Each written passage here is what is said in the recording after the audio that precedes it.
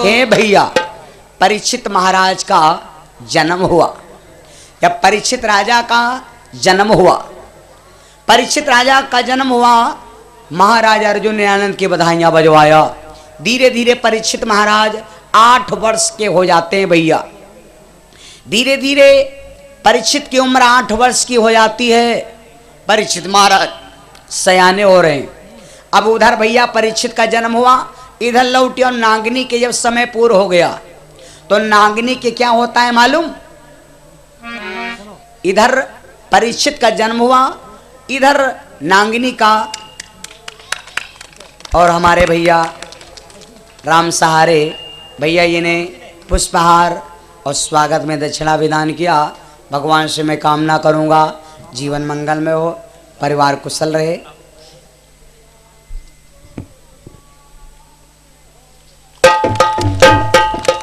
हमारे भैया गोपी यादव भैया ने पुष्पहार और सादर दक्षिणा भी प्रसाद ले लो भैया, लो।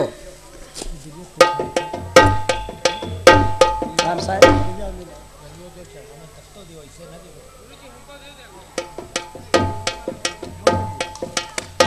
और हमारे भैया राम उजागर भैया ने पुष्पहार और सादर दान किया। भगवान से कामना, भगवान कामना पूरी करे, जीवन मंगल में हो, भगवान सदैव मन मुराद पूरी करे। हम भक्तों के बहुत बड़े आभारी हैं, परमात्मा सदैव कुशल रखेगा।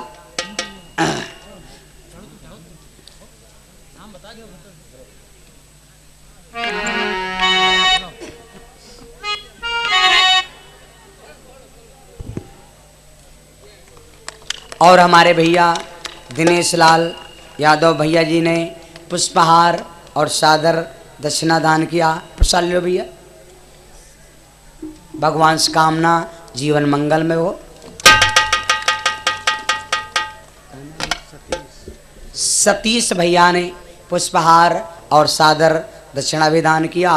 भगवान से मैं कामना करता हूँ भगवान स्वागत तमाम प्रकार के परिवार में फूल बगिया सजाए रहे। सुबंसीपुर धाम को मैं बहुत बहुत धन्यवाद करता हूँ। और आसाराम भैया, हमारे आसाराम भैया जी ने पुष्पहार और सादर दक्षिणा दान किया। मैं भगवान से बहुत कामना करूँगा इनकी पूर्वजों को परमात्मा सुख शांति दे, और प्रभु जी हमारे भैया आसाराम जी का परिवार सदैव कल कुशल मंगल में बना रहे। एक बार जयकारा बोलो।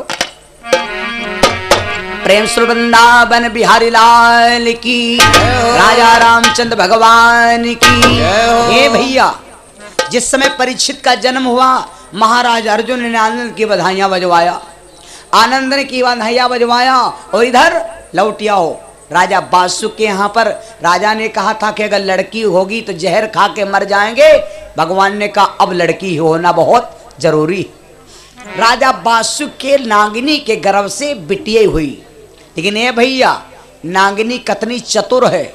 नागिनी ने विचार किया कि मेरा पति है नागवंशी राजा असली है, और उसने कहा है कि जहर खा के मर जाऊंगा, तो अगर मैं बिटिया का पता बता दूंगा तो मेरा पति जहर खा के मर जाएगा, तो मैं तो विधवा हो जाऊंगी। इसलिए इतना बड़ा मेरे घर है, इतना बड़ा मेरे मकान है, मैं बेटी को छिपा लूंगा। नागिनी ने बिटिया का जन्म हुआ, बेटी को छिपा लिया भैया, महलों में छिपा लिया। राजा बासुक जब आया, देवी क्या हुआ? तो नागिनी खुश होकर के बोली, स्वामी मैं तुमने कहा था कि अगर लड़की हुई तो जहर खा के मर जाएंगे, इसलिए महाराज भगवान ने कुछ इच्छा नहीं रहा है और तुम्हारे कुछ इच्छा नहीं रहा है, तो ना हमारे लड़का भा ना हमारे बिटिया, हमारा गर्भ खंडित होगा।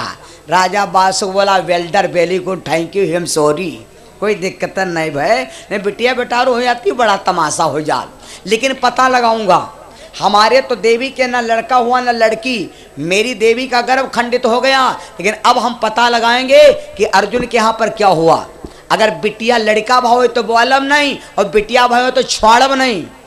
राजा बासुक पता लगाने के लिए चल पड़ा है। अमेरिका से चला हस्तिनापुर आ रहा है दिल्ली। चलते चलते जब राजा बासुक गांव के निकट पहुंचा राजधानी के, तो वहां पर ढोलक की आवाज बहुत तेज तेज आ रही थी। कैसे? आनंद की बधाइयां बज रही थी, तभी रोज अलाप बजते थे।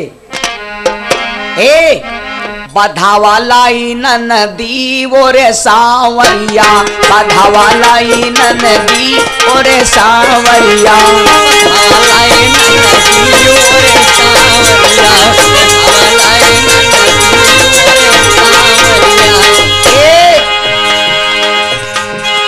आई नदी जी ननदोया संग माई मोरी नदी ननदोया आई मोरी ननदी ननदोया संगमा।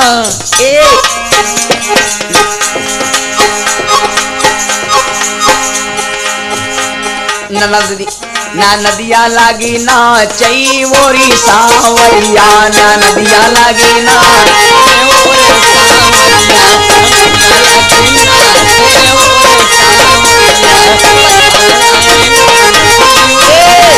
राजा बासुक जब गांव किनारे पहुंचा तो पूछा एक भैया से, भैया ये सब क्या बज रहा ढोलक?